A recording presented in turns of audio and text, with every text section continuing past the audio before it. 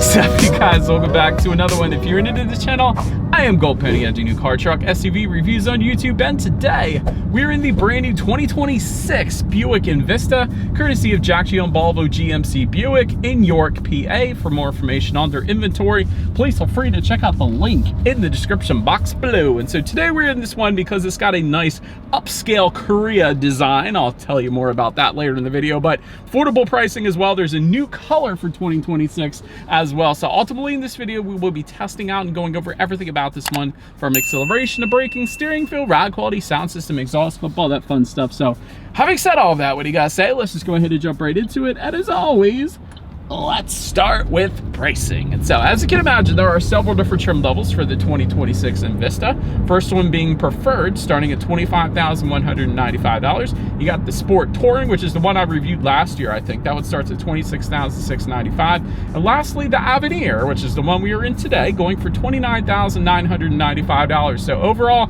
price bump of about $100 from last year's model. So that's not that bad. But regardless of the trim level that you go with, the power plant on the Envista is going to be the same. Powering the little beast is a 1.2 liter turbocharged 3-cylinder. In case you're curious, yes, that's the same engine as the Chevy Trax that puts out 137 horsepower at 5,000 RPM, 162 pound-feet of torque coming in at 2,500 RPM. That power being sent to the front wheels through a 6-speed automatic. 0 to 60 time, approximately 9.3 seconds. Top speed, if you're interested, 112 miles per hour, with MPG numbers coming in at 28 in the city, 32 on the highway, taking regular unleaded fuel. And so now having got all of that out of the way, what do you guys say? Let's go ahead and find a straightaway. Let's put the Envista here to the test, and let's see how quickly we can get our new 2026 Envista here up to speed. All right, rolling start here. Let's see if we can smoke this Challenger behind us.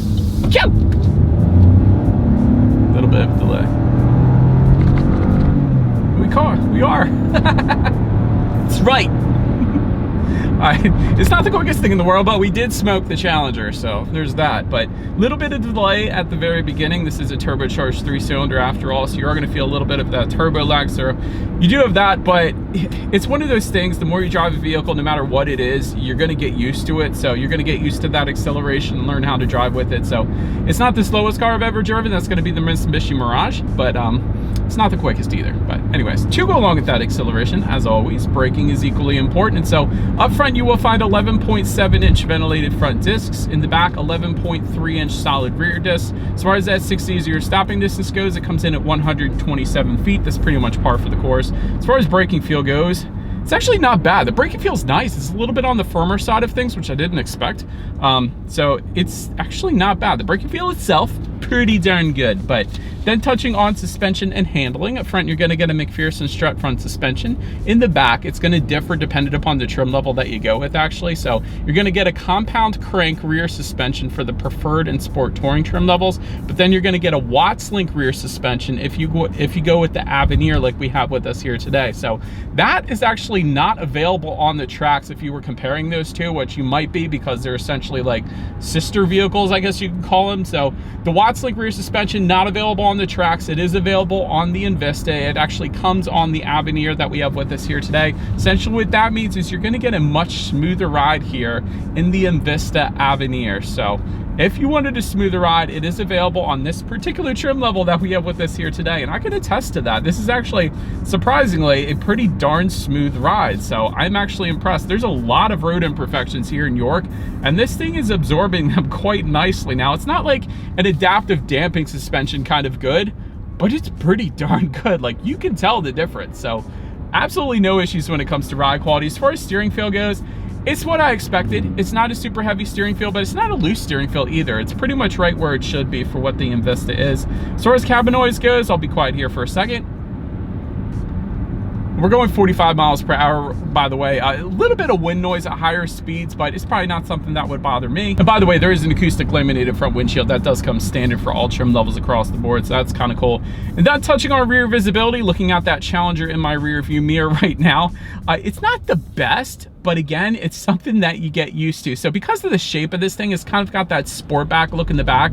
It's not going to be as good as some of the competition because of that, although the Trax obviously is going to be pretty darn similar to it. But again, it's something that you get used to. It's a lot better than like a 350 or 370Z or the newer Zs or a Corvette or a Camaro. Things like that is going to be better than, but it's just not as good as some of the competitors because of that awesome shape that makes it look so dang good. So I'll just put it that way. Rain sensing windshield wipers, they are available, touching on forward visibility a little bit. They come with the convenience package. It goes for $595. So they're just gonna automatically turn on whenever this thing detects any kind of mist or rainfall. It's kind of like automatic headlights. So that's a cool little feature for forward visibility there as well. But that pretty much rounds out the performance segment of this review, guys. Let's now go ahead and take a look at the exterior now of our brand new 2026 Buick Envista. All right, so here she is, you guys, the new 2026 Buick Envista, finished in white frost tri-coat, in case you were curious of our exact exterior color name, which by the way is a $600 paint option. There's actually only one free paint option for the Buick Envista, believe it or not. It's gonna be Summit White. If you wanted this shade of white, it's $600, but all the other colors are $495. So that's kind of interesting. Buick did it that way. But anyways, there is a new color for 2026. It's going to be Brilliant Red that replaces Cinnabar Metallic, in case you were curious about that. But as always, let's go ahead and start with where the Envista is made, because this is super interesting. I mentioned this at the beginning of the video. It starts with a K. The VIN actually starts with a K, which means the Envista is built and assembled in South Korea, believe it or not. So maybe that's why it looks like a Hyundai Kona up front. It's got that styling, you gotta admit. But anyways, let's go ahead and start up front. Silver horizontal slats on that front grille for the Preferred. You're gonna get a gloss black front grille with ST badging for the Sport Touring, and then kind of a silver mesh like you guys are looking at right now for the Avenir. So a different front grille depended upon the trim level that you go with. That's pretty cool. To the sides, LED headlights with LED daytime running lights. You get the automatic feature with those. You also get automatic high beams. So if you have your high beams on at night, and that senses a vehicle coming in the opposite direction, it's gonna automatically dim them back to low beams. And when that vehicle is gone, it's going to automatically bounce it back up the high beams for you there. So gotta love that for convenience. But honestly, this is one of the best looking front ends in its class, without a doubt. So if the Koreans designed this, they did an absolutely amazing job, because even the front lip is finished in a body colored, whereas most other vehicles will give you a matte black front lip in its class. The Buick Envista does body colored, and that makes it look so much more high end. This is an incredible look for the Envista. But anyways, that pretty much rounds out the front end. Let's now go ahead and swing around to the side. All right, so now since we are around to the side of this one, there is either a chrome or gloss black upper window trim, depending upon the configuration that you go with, of course. Rear privacy glass does come standard. You're going to get some trim level badging found on the front doors. You guys can see ours says Avenir for that particular reason. Body colored or gloss black side mirrors. They are also going to be heated with LED integrated turn signals, and yes, that comes standard for all trim levels across the board. Gotta appreciate that. But the coolest part on this particular one, at least, is the wheels. Check this out. 17-inch silver painted aluminum alloys for the Preferred, 18-inch black painted aluminum alloys for the Sport Touring, and what we got today, 19-inch pearl nickel aluminum alloys for our Avenir. And you gotta admit, these kind of look like Tesla Model Y wheels, in my personal opinion. And again, with the body colored finishes, a lot of times the competition is going to give you matte black side skirts and fender surrounds. The Envista gives you body colored accents, which again, make it look so much more high end looking. I love it. They did an incredible job with the design. I'm going to keep saying it, but that pretty much rounds out the side profile. Let's now go ahead and swing around to the back. All right, so now since we are around to the back of the Envista, again, where is the matte black? There isn't any. It looks amazing for that reason, but body colored shark fin antenna. You got the center high mount stop lamp up top there as well.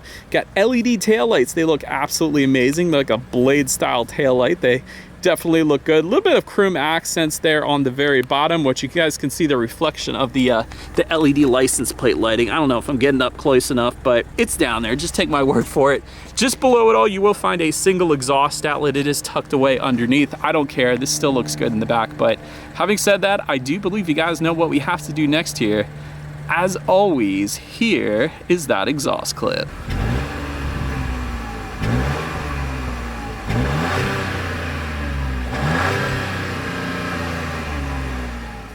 So now since we are around to the back of the Envista, when it comes to opening that rear tailgate, it is going to be a power tailgate for the Avenir. However, it's going to be optional, that power tailgate for the other trim levels.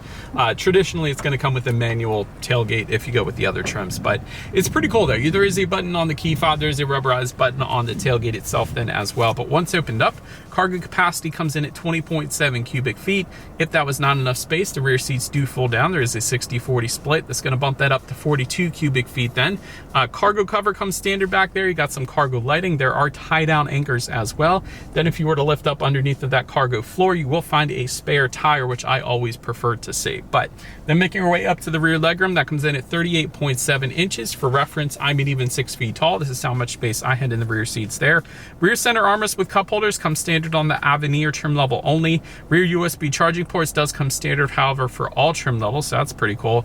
And unfortunately, there is no rear ventilation back there, but I don't think the competition gives that to you either, but I don't know, I could be wrong there. But now let's go ahead and make our way up to the front seats. Manually adjustable front seats for the Preferred and Sport Touring. However, you do get 8-way power front seats if you go with the Avenir we have here. Cloth leather combination for the Preferred, leatherette seating for the Sport Touring, and then a perforated leather for the Avenir. Heated front seats for the Avenir, it's going to be optional otherwise.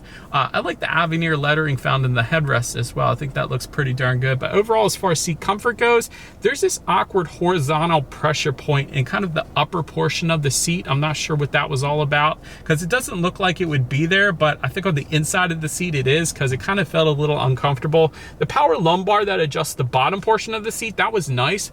But yeah, for whatever reason, there's kind of like this little bar on the inside of the seat on the upper portion that made it not the most comfortable as it could be. I'll just put it that way. But taking a look at the steering wheel though, it is tilt and telescoping. It is going to be leather wrapped for the Sport Touring and Avenir trim levels, and then heated for the Avenir and otherwise. And that heated steering wheel though is optional for the other trims. It just comes standard on the Avenir, but I like that. I should probably turn that on, but there you go. Just turned it on. That's pretty nice. But anyways, let's now go ahead and make our way to the startup. Let me start by showing you guys the key here. This is a traditional Buick key here. Lock button is going to be the Buick logo in the middle. I thought that was pretty cool. Of course, you got unlock and that button to pop the rear tailgate there as well. Remote start does come standard on all trim levels. That's that half circle button there towards the bottom. And keyless entry with push button start also coming standard. So all I'm going to do here is simply put my foot on the brake and press that engine start button located kind of by the driver's right knee there. And so once started up, what you guys are looking at is a digital gauge cluster. Don't mind the flashing battery logo. I'm not sure what that's all about. Sometimes when cars sit a little bit on the lot, their battery gets a little low. That's probably what's going on. So I'm not going to turn this one off for that particular reason. But other than that, the gauges look decent. I don't mind them. Doesn't appear to be much customization with the gauges. It would have been nice if that screen was a little bit bigger as well. But you know what? For a digital gauge cluster with a vehicle at this price point, that is not that bad. I just think with digital gauge cluster, there should be a little more customization with them. Kind of like the Volkswagen Taos, I believe. They have a little bit of customization there. But anyways, they look good nonetheless. But let's now go ahead and make our way to overall interior quality. Power moonroof goes for $795. We got that option. That's pretty cool. Automatic climate control does come standard, so you can set the temperature. It's going to automatically hit that temperature for you.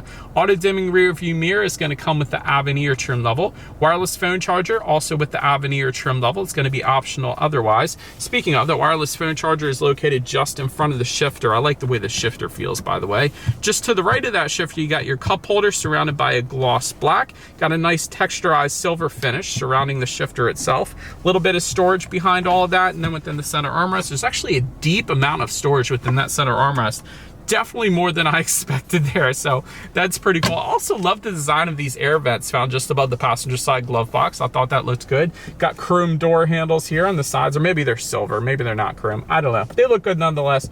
Also, that texturized silver finish also found on the door. So overall, as far as interior quality goes, it was pretty decent. Like, I don't mind it. It turned out pretty darn good in my opinion. Not as good as the exterior looks, but on the inside, it's okay. But now let's go ahead and make our way to the infotainment screen here. What you guys are looking at is an 11-inch color touchscreen display. You get Bluetooth and audio streaming with that. Wireless Android Auto, Apple CarPlay. Climate control settings can be found up there as well. But the only thing that I have as far as my gripe goes with this is the icons on the left-hand side there. It's like, they're just new icons. So it probably would take a little bit of getting used to. They just look different. So they're not like an iPhone, but they're not like an Android Android either, so it's just a little bit different. That's all I'm gonna say. So the home button's all the way at the bottom there. There's vehicle statistics as well. Oh, TC stands for traction control, obviously. You got the little phone icon for the Bluetooth and audio streaming, and then the music icon at the top. So okay, so maybe they're not too bad. It just took me a second to get used to, but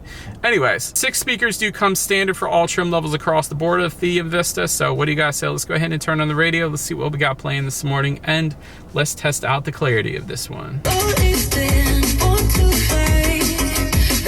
It's okay. It was a pretty decent 6-speaker sound system. Maybe not as good as the 6-speaker WRX sound system I just got done testing, but it's pretty darn good. I actually didn't mind that.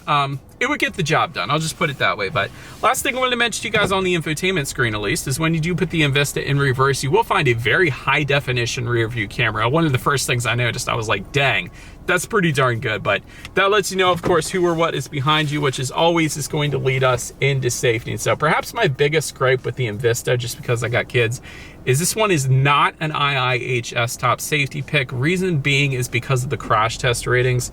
So look it up on IIHS's website. That'll go through all of that for you, but kind of a bummer there. But front side curtain airbags do come standard. In the back, you got latch, aka lower anchors to tethers for children for the rear car seats, rear child door locks, tire pressure monitoring system, but also coming standard, following distance indicator, forward collision alert, lane keep assist, lane departure warning, rear parking sensors, love that, and a teen driver mode, which prevents your teen driver from turning off the safety features. In the event that they were to do that, it gets logged in the system, so you would know about it. But anyways, overall, when it comes to my final thoughts here, excellent design. I think that is really what is going to sell this one, is the absolutely incredible design with all the body colored finishes. It just did such a good job with the design itself. And design is a really big element on what sells vehicles. Perhaps the most important element, quite honestly. So they did an incredible job with this. Very affordable as well. What did I say the starting price was? $25,000. That's pretty darn respectable at this stage in the game. As far as room for improvement goes, I think an all-wheel drive option would be pretty beneficial to this thing. It doesn't have to come standard. You can leave the front wheel drive standard, but to offer all-wheel drive would definitely give it a leg up on some of the competition. That would be pretty cool. The other thing is, this is a turbocharged 3-cylinder, and maybe reliability would be good with that, but traditionally, naturally aspirated engines are usually more reliable than their turbocharged counterparts, so I think a naturally aspirated 4-cylinder would do pretty darn good in this thing. Yes, it wouldn't give you as good as MPGs as a turbocharged 3-cylinder, but the trade-off would be better reliability, and to me at least, that's worth it. But the other thing is, like I just told you guys, is it's not an IIHS top safety pick, but I already went over that. But anyways, let me know if you guys will get an Envista in the comments section below. That's about it for this one, you guys. Thank you so much for watching. Feel free to follow me on social media stuff at the bottom of the screen if you want to see what's coming next on the channel. Before it gets to YouTube, be sure to hit the subscribe with the bell notification button if you're into new car reviews. That is what I've been doing on this channel for 11 years now. Do appreciate you guys watching more than you know, and I will see you guys all in the next video. Stay gold.